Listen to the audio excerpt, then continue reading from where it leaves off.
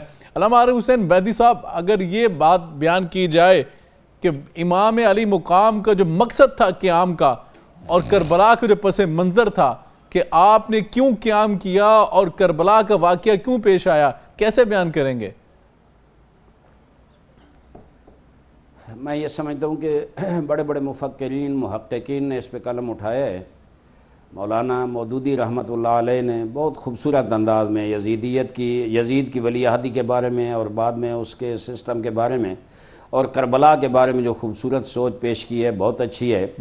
ہمارے جوانوں کو مطالعہ کرنا چاہیے۔ جتنی بڑی ہستی ہے امام حسین کی، جتنے زیادہ فضائل ہیں، دیکھیں یہ جو بزرگان کی گفتگو ہوئی ہے، اس سے پتہ چلتا ہے کہ امام حسین کی جتنی فضیلتیں ہیں وہ حضور کی گود کی تربیت کی وجہ سے ہیں، اور کتنی عظیم ہستی کہ تربیت ہوئی ہو رسول کی گود میں اور رسول کی زبان چوس چوس کے پروان چڑھے ہوں، اور پھر علی علیہ السلام کا خون ان کی رگوں میں موجود ہے، جناب فاطمہ بطول سلام اللہ علیہ کا دودھ ان کی رگوں میں اور ان کے اندر موجود ہے۔ اس کی تاثیر ظاہر ہے یہی ہونا چاہیے کہ جس وقت نظام مصطفیٰ پہ، جب کردار مصطفیٰ پہ، سیرت اور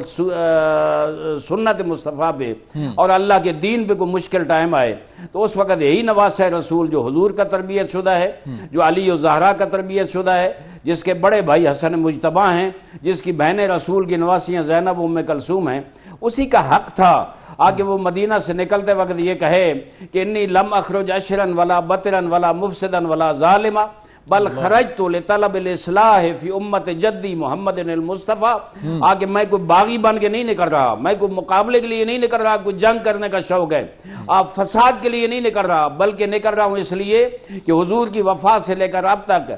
یہ جو فساد 61 ہجری میں پیدا ہو چکا ہے اور امت کی اصلاح کی ضرورت ہے، میں اصلاح کے لیے نکلا ہوں اپنے اہل بیت کو لے کر، اس کے لیے بڑی سی بڑی قربانی بھی دوں گا، لیکن اسلام کو انحراف کی طرف جانے کی اجازت نہیں دوں گا، اور یہی کہتے ہوئے نکلے۔ اور پھر فرمایا کہ یزید اگر یہ سمجھتا ہے نا کہ حسین اس کے ہاتھ پہ بیعت کرے گا تو یاد رکھے کیا خوبصورت جملے ہیں کربلا کے دن ان کے۔ آپ فرماتے ہیں انہو قد رکزنی بین السلۃ والذلہ وہیہات من الذلہ یاب اللہ ذالک لنا ورسولہ والمؤمنون وحجور طابت وطہرت۔ آگے فرماتے ہیں اس یزید نے مجھے دو چیزوں کے درمیان آپ مجبور کر دی ہے، یا یہ کہ میں اس کے ہاتھ پہ بیعت کر لوں یا میں اپنی گردن کٹا دوں، لیکن دنیا یاد رکھے کہ ہم اہل بیت سے ذلت، اس فاسق و فاجر کے ہاتھ پہ بیعت کرنے کی ذلت دور ہے ہاتھ من الذلہ، ہم ذلت برداشت نہیں کرتے۔ کیوں؟ اللہ یاب اللہ ذالک لنا، اللہ پسند نہیں کرتا، اللہ کا رسول پسند نہیں کرتا، قیامت تک آنے والا اہل ایمان پسند نہیں کرتا۔ اور آخر میں فرماتے ہیں وحجور طابت وطہرت، وہ گودیں جن میں حسین پل کے جوان ہوا ہے وہ گودیں برداشت نہیں کرتی کہ حسین اس ملعون کے ہاتھ میں ہاتھ دے دے۔ یہ کہتے ہوئے اتنی بڑی قربانیاں دی، آخر میں جب تنہا رہ گئے نا تو اس وقت کسی نے آواز دی کہ اب تو بیعت کر دو، ورنہ ظاہر ہے اب تنہا رہ گئے ہو، نہ عباس رہا، نہ مسلم بن اوسجہ رہا، نہ علی اکبر رہا، نہ جناب قاسم رہے، نہ دیگر صحابی رہے، اور نہ اہل بیت کے افراد رہے۔ حسین تم میدان کربلا میں تنہا رہ گئے ہو۔ تو کیا خوبصورت فرماتے ہیں ان لم یستقم دین محمد الا بقتلی فیا سیوف خذینی، اگر دین مصطفیٰ میں حسین کے قتل کے بغیر نہیں بچ سکتا تو میں تیار ہو کے آیا ہوں کہ اس دین کو بچانے کے لیے اپنی گردن کٹا دوں، اپنے جسم کے ٹکڑے کرا دوں، اے تلواروں مجھ پہ ٹوٹ پڑو، لیکن میں پیچھے نہیں ہٹوں گا، میں ان کی اطاعت نہیں کروں گا، میں بیعت نہیں کروں گا، میں اللہ کے دین کی سربلندی کے لیے ہر قسم کی قربانی دینے کے لیے تیار ہوں۔ میں یہاں یہ عرض کروں گا جو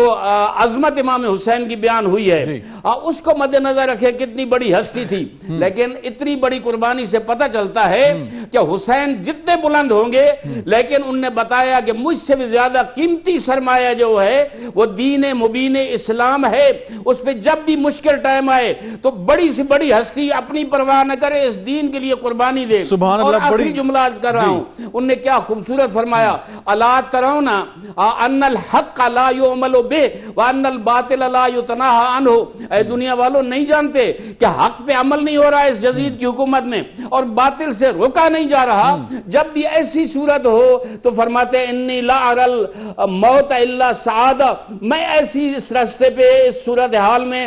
موت کو اپنے لیے سعادت سمجھتا ہوں، چونکہ میں دیکھ رہا ہوں میری یہاں کی موت وہ ٹمٹماتی ہوئی شمع ہوگی جو قیامت تک نور دین مصطفیٰ پھیلاتی رہے گی، اور دین سربلند ہوگا، ہم شہید ہو جائیں گے، ہمارے لیے باعث افتخار ہے۔ میں سمجھتا ہوں ہر مسلمان کو